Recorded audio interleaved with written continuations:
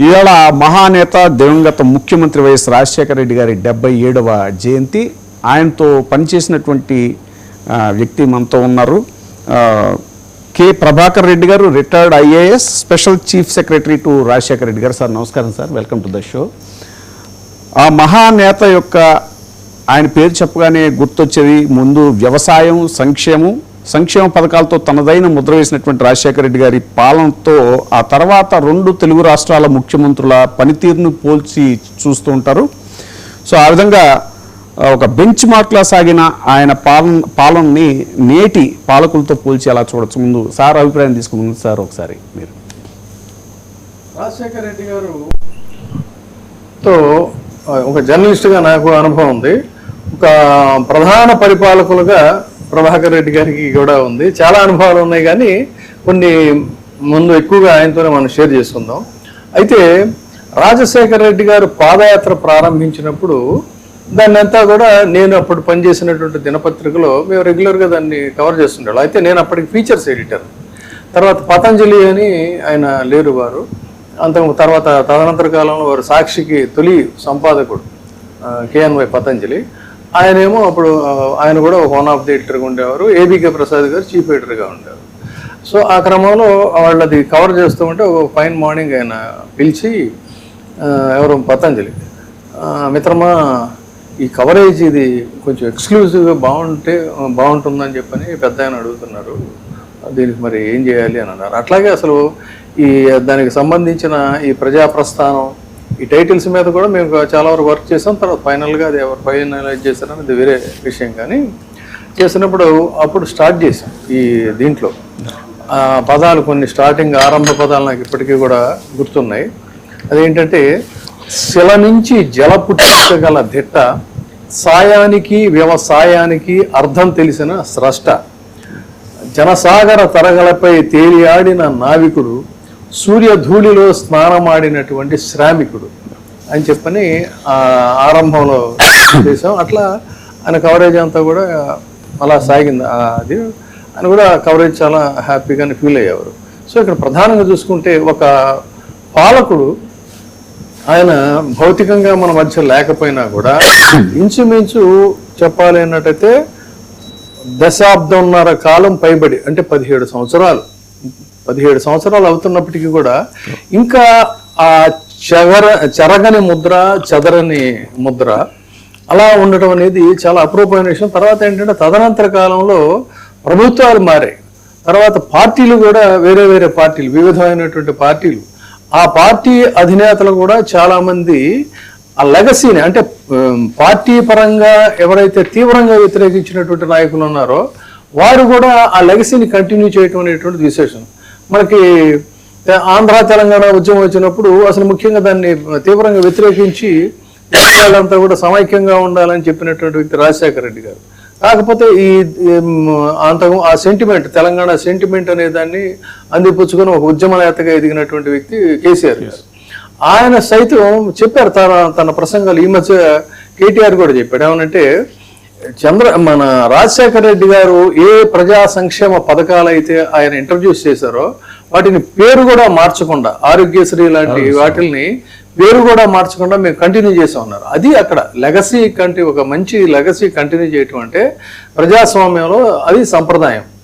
అది అటువంటి ఒక బలమైనటువంటి ముద్ర వేసి, ఎక్కువగా ఏంటంటే పేద మధ్యతరగతి కుటుంబాల్లో ఒక గొప్ప సంక్షేమ నాయకుడిగా ఎదిగినటువంటి వ్యక్తి. అయితే ఆ మధ్య ఒకసారి మన వారితో, ప్రభాకర్ రెడ్డి గారితో మాట్లాడుతున్నప్పుడు చాలా ఆసక్తికరమైనటువంటి అంశాలు, నిజంగా ఇది ఏంటంటే మాసెస్కి తెలియాలని వాళ్ళు మనం ఆయన ఇన్వైట్ చేసాం. ఏంటంటే, ఫైల్స్ అంటే ఏదో రొటీన్గా ముఖ్యమంత్రులు సంతకాలు పెట్టేసుకుని వెళ్ళిపోతారు, అది కాదు అని వారు చెప్పారు. అది వారి మాటలన్నీ అడిగి తెలుసుకుందాం.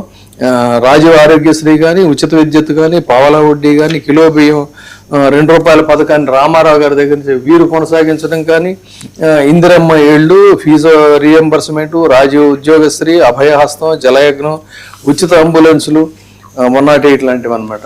ఇలా అనేక పథకాల మీద తనదైనటువంటి ముద్ర వేసినటువంటి నాయకుడు. తర్వాత ప్రత్యర్థుల్ని సైతం ఒక క్షమాగుణంతో, ఎక్కడ కూడా ఒక వెంజెన్స్ పాలిటిక్స్ అనే దానికి తావు లేకుండా కొత్త సంప్రదాయాన్ని కూడా ఆయన చేశారు. సో ప్రధానంగా అసలు ముందు మనం ఈ సంక్షేమ కార్యక్రమాలకి వద్దామండి. ఎలా మీరు అసలు వారితో పనిచేసినప్పుడు మీ అనుభవం ఎలా ఉంది? వారు ఎలా పనిచేసేటువంటి వాళ్ళు, ఏ ఫైల్స్కి అయినా టాప్ ప్రయారిటీ చేయవాళ్ళు? ఇప్పుడు కూడా మనం చాలా చోట్ల చూస్తున్నాం, ఒకవైపు ఏమో ఉద్యోగులు గొడవ చేస్తామంటే ఆ ఇష్యూస్ మీద ఎక్కడా కూడా అసలు వాళ్ళని పిలిచి సంప్రదించే పరిస్థితులు కనపడడం లేదని వివిధ సంఘాల వాళ్ళందరూ కూడా కంప్లైంట్ చేస్తున్నారు. ఎన్జిఓల దగ్గర నుంచి కూడా మా గోడు వినిపించుకోవడానికి టైం లేదా అని చెప్పని. అదేవిధంగా రైతులు సైతం అసలు వినిపించుకోవడం లేదు మా గురించి మాట్లాడాలంటే కూడా రైతులు కూడా మాట్లాడుతున్నారు. మరి ఆర్టీసీ కార్మికులు గారు, రాజశేఖర రెడ్డి గారి వ్యవహార శైలి ఎలా ఉండేది అంటారు? యాక్చువల్గా రాజశేఖర రెడ్డి గారిలో 2 అతి ముఖ్యమైన గుణాలు మనము ఇప్పుడు చర్చించుకోవచ్చు. ఏంటంటే ఆయన ప్రతిరోజు ఉదయం 5:30 గంటల నుంచి రాత్రి 8:30 వరకు వితౌట్ బ్రేక్ ఎవరైనా సరే వచ్చిన వాళ్ళందరినీ కలిసేవాడు. వాళ్ళ అధికారుల, విదేశీ నుంచి వచ్చిన వ్యాపారస్తుల, లేకపోతే రాయబారుల, లేకపోతే ఇక్కడ ఉన్నట్టు రాజకీయ నాయకుల, లేకపోతే అపోజిషన్ లీడర్సా, కామన్ మ్యాన్ గా వచ్చి, అంటే ఆయన ఎవరిని కూడా ఈరోజు సార్ బిజీగా ఉన్నారు, ఈరోజు టైం లేదు, ఈరోజు మాకు సీఎం కదా ఆయన మీటింగ్ లో ఉన్నాడు అనేటువంటి మాట ఆయన నోట్లో నుంచి ఎప్పుడు వచ్చేది కాదు.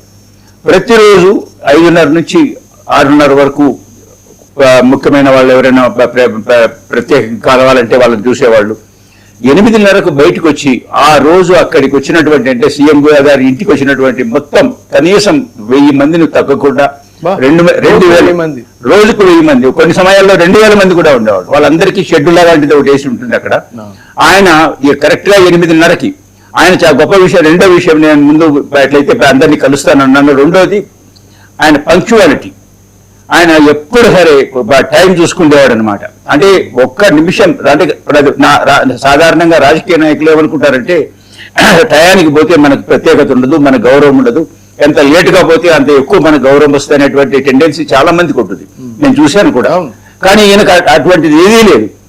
8:30 అంటే 8:30కి తలుపులు తెరుచుకునేవి, అందరూ వచ్చిన వాళ్ళ దగ్గరికి వెళ్ళేవారు. ప్రతి ఒక్కరితో, అంటే ఒకరొకరితో మాట్లాడలేకపోయినా కూడా వాళ్ళ దగ్గరికి పోయి నవ్వుతూ, వాళ్ళు ఎవరు వచ్చినా వాళ్ళు ఇచ్చే విన్నపాల కాగితాలు తీసుకోవడం. సీఎం నేను కూడా చాలా సార్లు గమనించానండి, దీని మీద వెళ్ళినప్పుడు పేర్లు పెట్టి పిలిచేవాడు ఆయన. ఆయనకు తెలిసిన వాళ్ళు ఉంటే, ఆయనకు తెలిసిన వాళ్ళు ఎవరన్నా ఉంటే పేర్లు పెట్టి పిలిచే, బాగున్నావా, ఎప్పుడు వచ్చావు, ఎలా వచ్చావు, రైల్లో వచ్చావా, బస్సులో వచ్చావని ఇట్లా మాట్లాడారు. తెలియని వాళ్ళు కూడా, అసలు ఆయన ఏ రోజు కూడా ఆయన ఎవరు ఎరగని వాళ్ళు, ఏదో మారుమూల ప్రాంతాల నుంచి ఏదో ఆయనకి ఉంటే జరుగుతుందని వచ్చిన వాళ్ళు, జబ్బులు పడిన వాళ్ళు, లేకపోతే ఆర్థికంగా సహాయం కావాల్సిన వాళ్ళు, లేకపోతే ఏదో ఒక విధమైనటువంటి సీఎం గారికి చెప్పుకుంటే జరుగుతుంది అనేటువంటి వాళ్ళు కాగితాలు రాసుకొని వచ్చి అక్కడ 8:30 నుంచి 9 గంటల వరకు అర్ధగంట సేపు నడుస్తూ, వాళ్ళతో మాట్లాడుతూ, వాళ్ళతో చర్చిస్తూ, వాళ్ళు చెప్పేది వింటూ ఆ మార్నింగ్ వచ్చిన వాళ్ళందరినీ సంతృప్తి పరిచేవాళ్ళు. అంటే వాళ్ళకి తెలిసేది, సార్ మాతో సీఎం మా దగ్గరికి వచ్చారు, మాతో మాట్లాడారు, మాకు పరిగెత్తకుండా చూసాను, ఇచ్చారా, వెళ్ళిపోయిన తర్వాత చూద్దామని అని కాకుండా వాళ్ళు నవ్వుతూ మాట్లాడుతూ, సరే నేను ప్రయత్నం చేస్తానంటే అన్ని కాగితాలు తీసుకొని అప్పుడు లోపలికి పోయేవారు. అక్కడ మళ్ళా వేరే వాళ్ళు వచ్చేవాళ్ళు, వాళ్ళని చూసేవాళ్ళు అనుకోండి. కానీ సామాన్య ప్రజలందరినీ, ఎవరిని కూడా నేను సీఎంను, నాకు టైం లేదు, నేను చాలా బిజీ, నాకు చాలా విలువైన సమయం అని అనుకోకుండా వాళ్ళని కలవాలి, సామాన్య ప్రజల్ని మన కోసం కలవాలని వచ్చిన వాళ్ళని కలవడం అనేది అతి ముఖ్యమైనటువంటి బాధ్యత అనేది ఆయనలో కనిపించేది. తర్వాత టైం పంక్చువాలిటీ అనమాట, టైం మెయింటైన్ చేయడం. ఏ మీటింగులకైనా సరే, ప్రయాణాలకు ఎక్కడికైనా విజిట్స్కి పోయినా సరే, లేకపోతే వచ్చిన వాళ్ళని కలవడానికైనా కూడా ఒక్క నిమిషం అటు ఇటు కూడా ఉండేది కాదు. మీటింగులు అంటే కరెక్ట్గా టైం చూసుకుంటూ ఉండేవాడు. 5 నిమిషాల ముందు ఇంకెళ్దామా అంటూ ఉండేవాడు. అంటే పంక్చువాలిటీలో ఆయనకు నేను తర్వాత ఎవరిని మేము చూడలేదా అంత ఇదిగా. అంటే దీనివల్ల ఏమవుతుందంటే ఎదుటి వాళ్ళ సమయాన్ని కూడా మనం గౌరవించాలి. మన కోసం వాళ్ళు వెయిట్ చేస్తే వాళ్ళ సమయాన్ని వృధా చేసిన వాళ్ళని అవుతాం కదా అనేది ఆ టెండెన్సీ అనమాట. వాల్యూ, ఎదుటి వాళ్ళని కూడా గౌరవించడము, ఎదుటి వాళ్ళకి ఇంపార్టెన్స్ ఇవ్వడము, వాళ్ళని చాలాసేపు అయింది వచ్చి చాలాసేపు నుంచి కూర్చొని ఉన్నామా అలాంటిది అవకాశం లేకుండా ఉండేవాడు. వీటితో పాటుగా మనకు అన్ని తెలిసినట్టువే.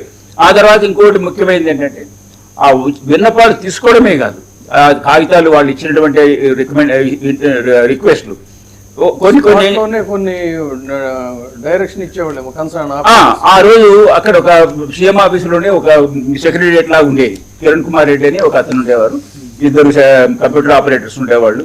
వాళ్ళు ఏం చేసేవాళ్ళు అంటే ఈ మొత్తం వచ్చిన కాగితాలన్నింటినీ వాళ్ళు పరిశీలించి 2 రకాలు ఉండేవి. ఒకటేమో ఆరోగ్యం బాగలేదు, జబ్బు పడ్డాము, మాకు జబ్బు కోసం దాన్ని నయం చేసుకోవాలంటే మాకు ఇంత డబ్బులు కావాలి, మేము పలానా హాస్పిటల్లో ఉన్నాము అని వచ్చే ఒక రకం అయితే, నా భూమి సమస్య, నా ఉద్యోగం సమస్య, నా బిడ్డల సమస్య, మా ఊర్లో రోడ్డు సమస్య, మా ఊర్లో బ్రిడ్జి సమస్య, అలాంటివి కామన్ కానీ పర్సనల్ కానీ ఉండే సమస్యలు ఉండేవి. సో ఈ ఆరోగ్యానికి సంబంధించినటువంటి రిక్వెస్ట్లని సగ్రిగేట్ చేసి అవి ఒక పక్కన పెట్టుకొని ఇవేటిని మిగతా అది కాని వాటిని, అంటే ఆరోగ్యానికి కాకుండా వేరేటివి, ప్రజలకు సంబంధించిందో గ్రామాలకు సంబంధించిందో అలాంటి వాటిని మాకు పంపించేవాడు సెక్రటరియట్. మేము మా డిపార్ట్మెంట్ ఏ డిపార్ట్మెంట్ సంబంధం, అది ఎడ్యుకేషనా, ఇరిగేషనా, ఆర్ఎండ్బీనా, ఏ డిపార్ట్మెంట్ సంబంధమో దానికి ఆ సెక్రటరీకి మేము ఒక నోట్ పంపించి సీఎం గారు చెప్పారు, ఇది చూడండి, దీనిపైన యాక్షన్ తీసుకోండి చట్ట ప్రకారం అని చెప్పి మేము పంపించేవాళ్ళం. ఈ జబ్బు పడిన వాళ్ళకి మాత్రం ఈ మిగతా విషయాలు ఎలాగో అందరు డిపార్ట్మెంట్లు దానికి ఒక ప్రొసీజర్ లాంటిది ఉంటుంది, ఎంక్వైరీలు అవి ఉంటాయి. జబ్బు పడిన నాకు జబ్బు ఉంది అనే దానికి ఏమీ లేదు.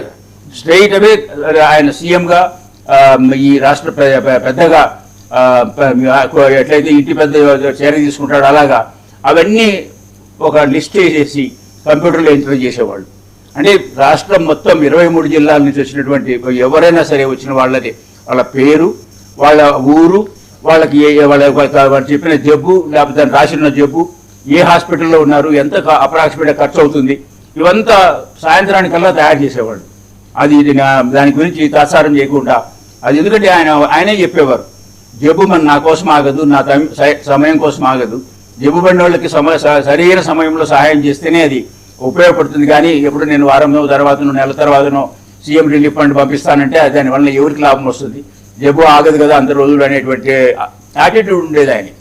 అందుకని చెప్పి 100, 200 ఎన్ని వచ్చినా కూడా సాయంత్రం 8:30 ఆయన చేసేటువంటి చివరి కార్యక్రమం ఏంటంటే ఈ వచ్చిన వాళ్ళందరికీ కంప్యూటర్లో వాళ్ళ పేర్లు, వాళ్ళ ఇది చూసి వాళ్లకు అంత డబ్బులు శాంక్షన్ చేయడం అనేది ఆయనలో రాత్రి చివరి కార్యక్రమం.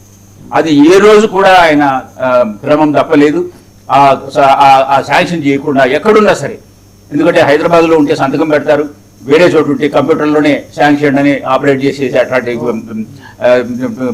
దానికి ఉండిందనమాట, కంప్యూటరైజ్ చేసి పెట్టింటే దాన్ని చేసేవాళ్ళు. ఆ రోజు ఎప్పుడైతే ఆయన శాంక్షన్ అని సంతకం పెట్టడము బటన్ నొక్కడము చేస్తే వెంటనే అందరికీ హాస్పిటల్కి కానీ చెప్పిన వాళ్ళ ఫోన్ నెంబర్లకు కానీ మెసేజ్ పోయేది, సీఎం గారు మీరు అడిగినట్లు ఇంత డబ్బులకు అడిగారు, ఇంత డబ్బులు మీకు అవసరం అవుతుంది, అది శాంక్షన్ చేశారు, మీరు రేపు వెంటనే దీన్ని ఉపయోగించుకొని మీరు మీ వ్యాధి నయం చేసుకునే ప్రయత్నం చేయండి, మీ హాస్పిటల్లో డాక్టర్ కట్టండి, లేకపోతే హాస్పిటల్ కట్టండి అనేటువంటి మెసేజ్ పోయేది. ఇది అద్వితీయంగా జరిగింది అన్నమాట. దీని పర్యావసానం ఒక ముఖ్యమంత్రి తనకున్న టాప్ ప్రయారిటీ పై ఇంకోటి ఏంటంటే ఎవరైనా సరే చీఫ్ మినిస్టర్స్ ఆ చీఫ్ మినిస్టర్